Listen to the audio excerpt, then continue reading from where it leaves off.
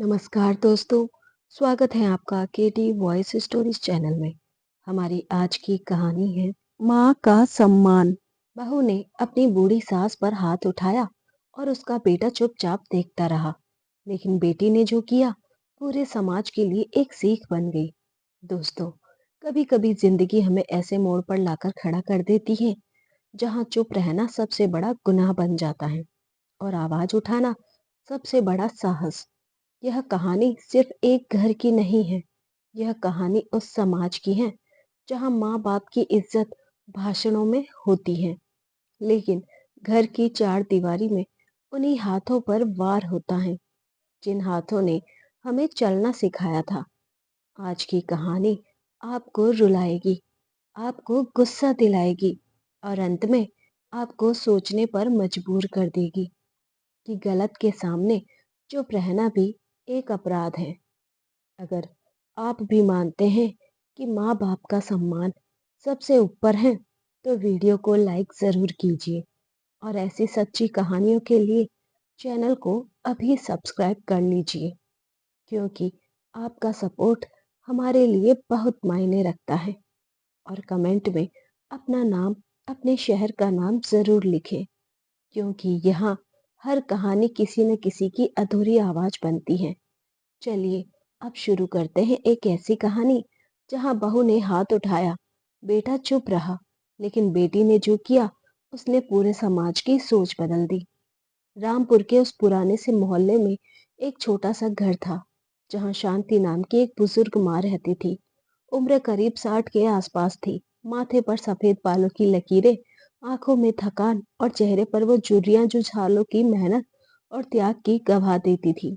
शांति देवी ने अपनी पूरी जिंदगी अपने बच्चों के लिए खपा दी थी।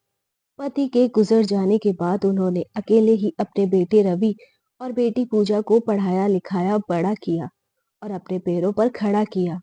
रवि की शादी शहर से आई नेहा से हुई थी। नेहा पढ़ी लिखी थी, सुंदर थी और नौकरी भी करती थी, लेकिन उसके व्यवहार में घमंड साफ झलकता था।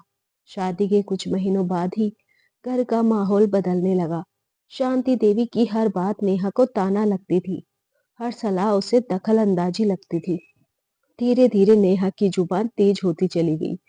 कभी खाने में नमक कम होने पर, कभी कपड़े सही से धुले नहीं होने पर, तो कभी समय पर चाय नहीं मिलने पर। शांति देवी सब कुछ चुपचाप सह लेती थी। उन्हें लगता था कि बहू नई है, समय के साथ सब ठीक हो जाएगा। लेकिन वक्त ने हालात सुधारे नहीं, बल्कि और बिगाड़ दिए। रवि सब कुछ देखता था, सुनता था, लेकिन हर बार बस एक ही बात कहता था, माँ आप रहने दो, नेहा थकी रहती है, ऑफिस का प्रेशर है। शांति देवी बेटे की बात सुनकर चुप हो जाती थी, क्योंकि उन्हें अपने बेटे की जिंदगी खराब नहीं करनी थी। एक दिन की बात है, सुबह का वक्त था। पूजा अपने मायके आई हुई थी। जैसे ही वह घर में दाखिल हुई, उसने देखा कि नेहा गुस्से में रसोई में खड़ी है और शांति देवी हाथ जोड़कर कुछ समझाने की कोशिश कर रही है। अचानक नेहा ने गुस्से में आकर शांति देवी का हाथ झटक दिया। बुजुर्ग शरीर संतुलन नहीं संभाल पाया और वह जमीन पर गिर पड़ी। पूजा का दिल जैसे थम सा गया। उसने देखा कि उसकी माँ दर्द से कराह रही थी और नेहा ऊंची आवाज में कह रही थी, हर बात में टांग अड़ाना बंद करो वरना अच्छा नहीं होगा। उसी वक्त रवि भी वहां था। उसने सब देखा, माँ को गिरते देखा, बहू का हाथ उठाना देखा, लेकिन वह कुछ नहीं बोला। उसकी चुप्पी उस थप्पड़ से ज्यादा दर्दनाक थी, जो शांति देवी को नहीं बल्कि उनके आत्मसम्मान को लगी थी। पूजा दौड़कर माँ के पास पहुंची, उन्हें सहारा दिया और आंखों में आंसू भरकर अपने भाई की तरफ देखा। उसे यकीन नहीं हो रहा था कि जिस भाई के लिए माँ ने अपनी जिंदगी कुर्बान कर दी, वही आज चुप खड़ा था। शांति देवी ने पूजा का हाथ पकड़कर धीरे से कहा, बेटी रहने दे, घर टूट जाएगा।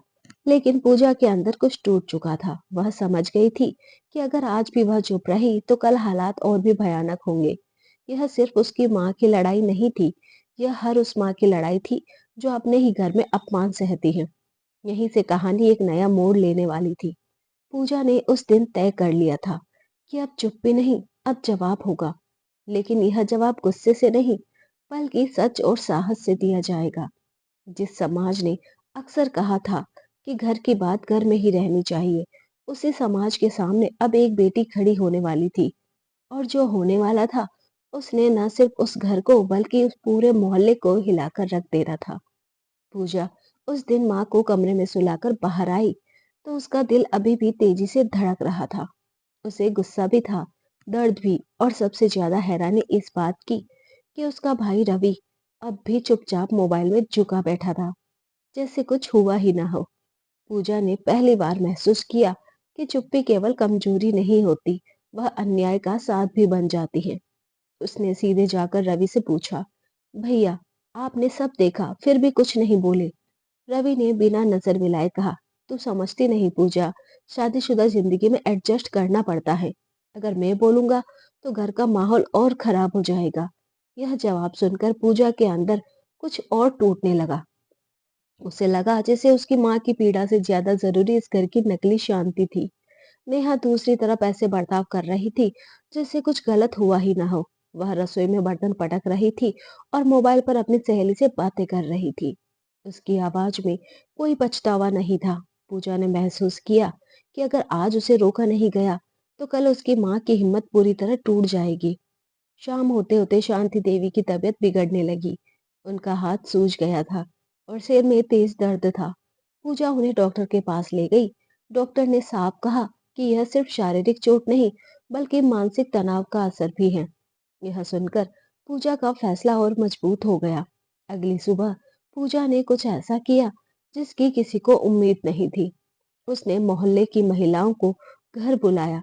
पहले तो सबको अजीब लगा, लेकिन धीरे धीरे पड़ोस की औरतें इकट्ठा होने लगी।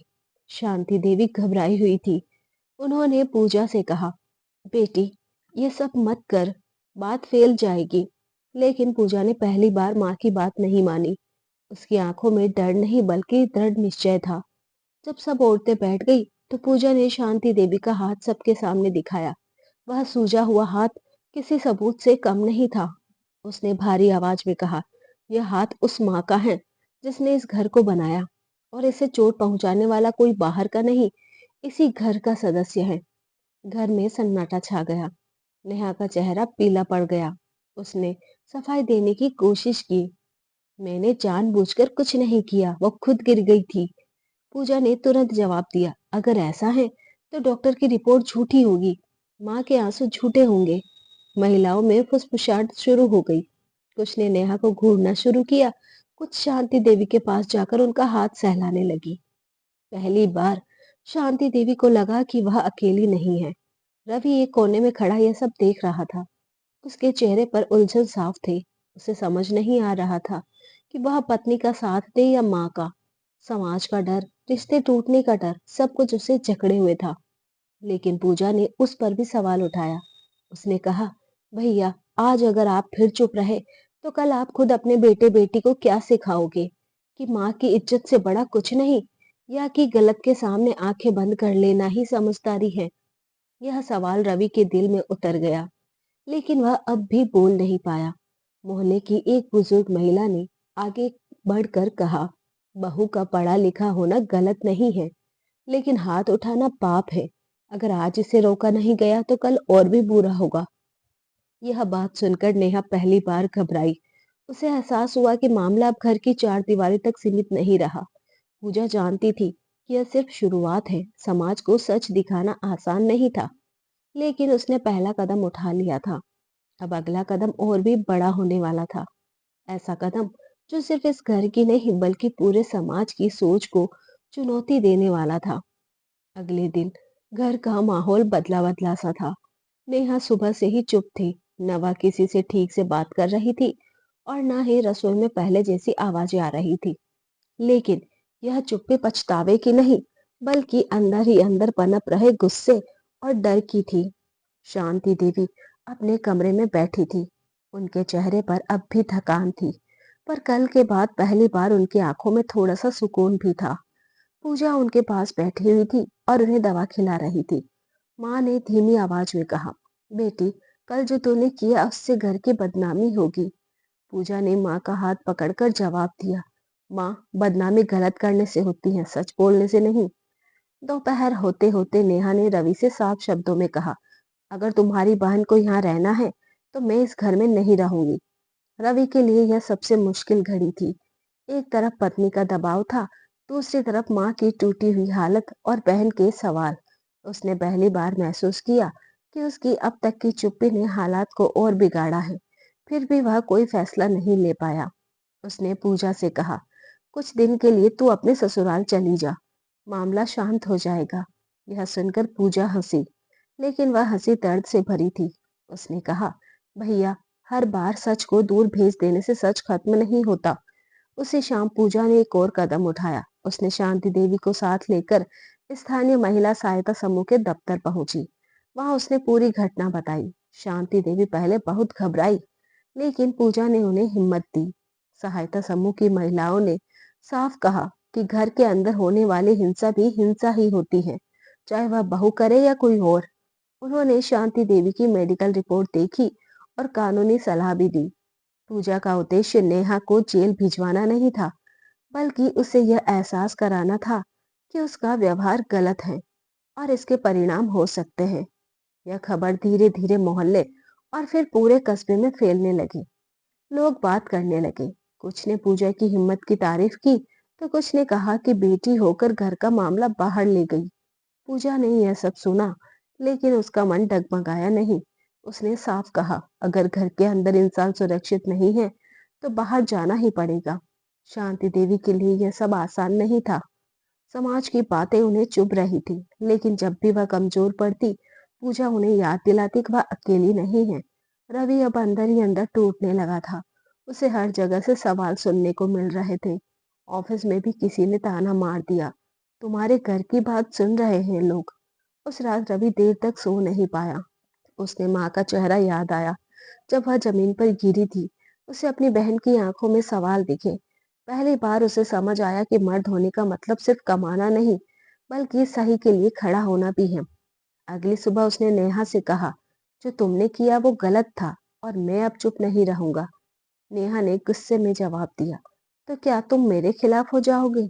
रवि ने भारी आवाज में कहा, मैं गलत के खिलाफ हूँ, चाहे वह कोई भी करे। यह सुनकर नेहा सन्न रह गई।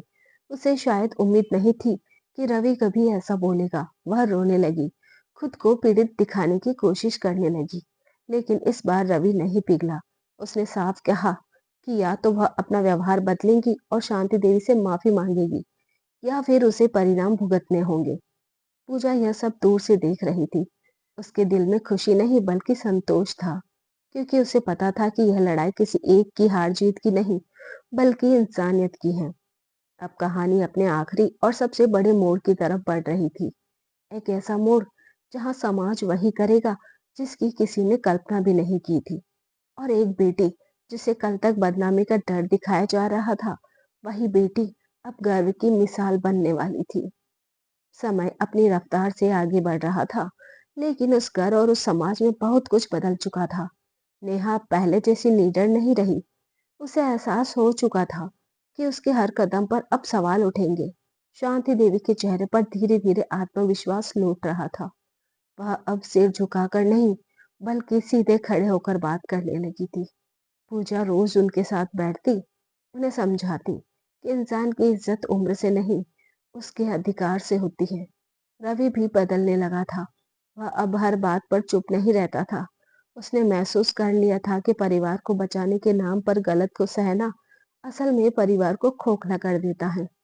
एक दिन कस्बे में महिला सम्मान और पारिवारिक मूल्यों पर एक सार्वजनिक बैठक रखी गई। स्थानीय पंचायत, सामाजिक संगठन और कई सम्मानित लोग उसमें शामिल थे। पूजा को भी वहां बोलने के लिए बुलाया गया।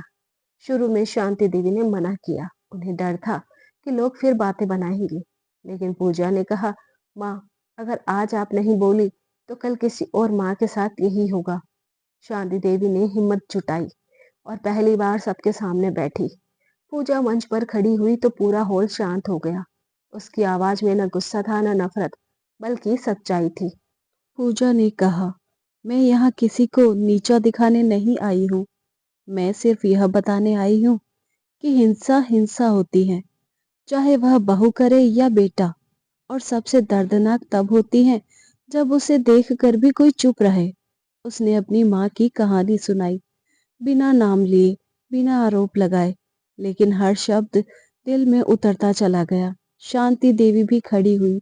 उन्होंने कांपती आवाज में कहा, मैंने अपने बच्चों को अच्छे इंसान बनाने की कोशिश की थी।